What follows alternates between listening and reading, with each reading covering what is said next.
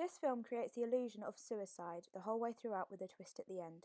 I wasn't the scriptwriter for this film, so I'm not sure where the inspiration was for it. However, I was very inspired by the storyline and the twist at the end. I will try and use this in future films. Health and safety wasn't a huge risk in this film as it was all done indoors. However, we had to be careful around the candlelight and make sure no one tripped over the boom pole wires. This film started off really well and tense with close-up shots and the dull heartbeat sound in the background. However, the lighting in this scene shows blue spots which can appear when filming under halogen lighting. The sound recording within this film is very sharp and well recorded, which helps with the mood and atmosphere, which is implied as suicidal. The candlelight creates a warm atmosphere and enhances shadows. This works well to create dramatic close-up shots.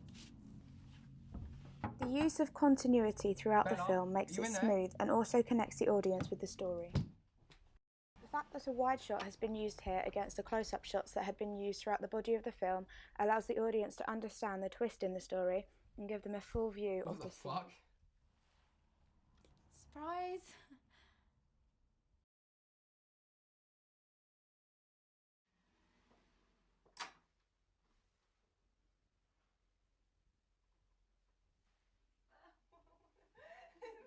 Okay, one more time.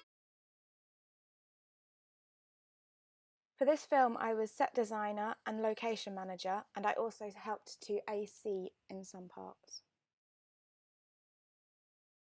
The inspiration for this film was from general chick flicks, a phone call to a friend about an ex-boyfriend, which is quite cliche, but when we had it all mapped out, it sounded like quite a good idea.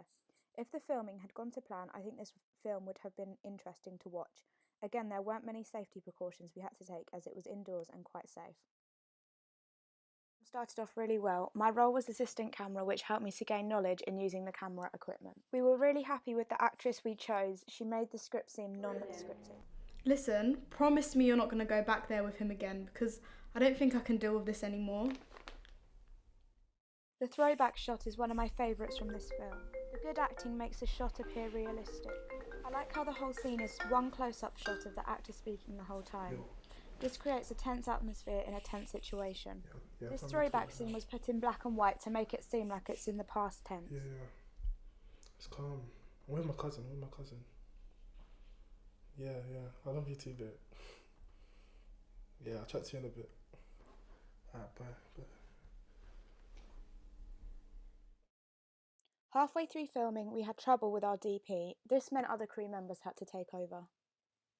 It took a while to get the right camera settings, and therefore the beginning shots were very overexposed. The actress was also not very good, and therefore her lines appeared extremely scripted. Yeah, I did. I told him he could go disappoint another girl instead. Towards the end, we managed to fix the camera settings as much as possible and resulted to mirror shots to make the scene slightly more interesting. However, the lighting wasn't thought over at all, and a lot of the shots came across yellow from the halogen lighting. I personally think the editor could have adjusted the colour correction to cool the temperature and add bluer tones, but we were very limited for time. I don't know.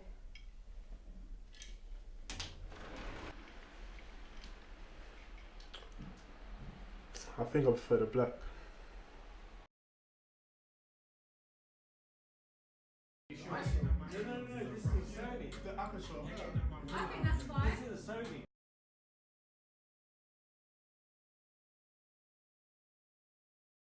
My niece actually inspired me for this film. I had quite a lot of ideas behind it, and I thought she would be great to demonstrate the appearance of a deaf girl really well as she is in drama school. The film The Silent Child 2017 inspired this idea. Health and safety in this film was quite high as there are a lot of hazards such as cars, horses, dogs and other things.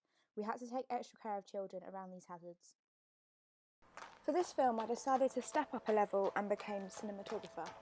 I also chose the actresses. My niece, who is 6, played the deaf girl, and I feel this was a vital choice in the overall successfulness of the film as it created the right sweet mood for the gloomy atmosphere.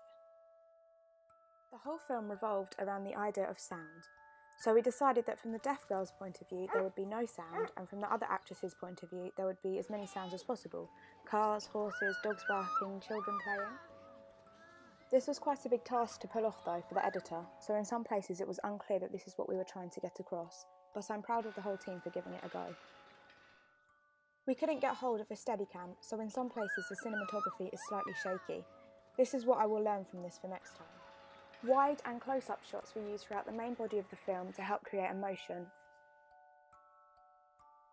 The lighting worked really well throughout the whole film, from the natural evening lighting outside to create a gloomy, sad mood to the bright light inside. I'm really happy that the indoor scenes didn't turn too yellow from the halogen lighting, and it looked really natural. This helped to create the happy mood for when she receives the hearing aid present. The end scene didn't go completely to plan, as the sound recordings didn't save. Therefore, we had to use camera sound for the laugh at the end, and this made the whole scene seem a bit awkward. If we had more time, we would have filmed a better scene at the end, and next time we will bear this in mind. This is overall my favourite film. I think this because I had a lot of input in what happened, the location, actresses and cinematography, and therefore I feel I connected the most with this as opposed to the other ones. We thought we would make this film into a joke as we didn't have a lot of time to do it. We got the inspiration to do child voiceover from the Haribo advert and it filmed really well. However, with limited time and deadlines, the editor didn't have enough time to finish editing in time for the viewing or submission of the project. The whole overall idea of the film, however, could have worked really well. I was assistant camera for this film and filmed a few scenes, but it was Taylor's camera, so he was cinematographer. I enjoyed filming this regardless. There were not many health and safety hazards in this film. This film started off really well. The cinematography throughout was well done and a range of different shot choices were used. Both the actor and actress played their roles really well to make the breakup scene seem realistic. The whole idea of the film was to create comedy, taking a really serious moment and voicing it over with children's voices. However, with limited time and experience, the editing didn't go completely to plan and the voices didn't quite sync up. Some parts did sync up enough though, and if the whole film worked like this, then it would have been a great comedy film to watch and it would have made people laugh. That's so mean. What? You cheated on me! The ending was supposed to be the boy disappearing into thin air after the breakup with smoke, but this didn't quite go to plan. It still looks quite glitchy though, which is cool.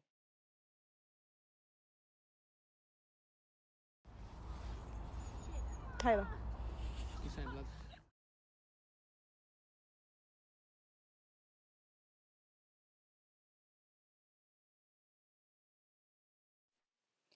Overall, in all 4 projects, I learnt a lot about cinematography, directing, and all other film roles, not to mention editing and all other aspects of post-production.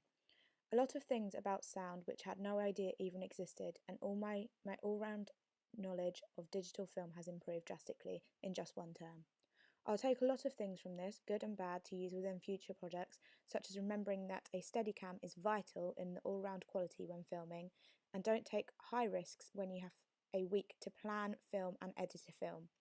I've learnt that the most natural actors are the best and that taking someone's advice when you think you're actually right is key in developing and growing your knowledge and understanding. I've had great fun filming these films and I've learnt a lot, not only from lectures but also books that I've read and YouTube videos and films which I have watched.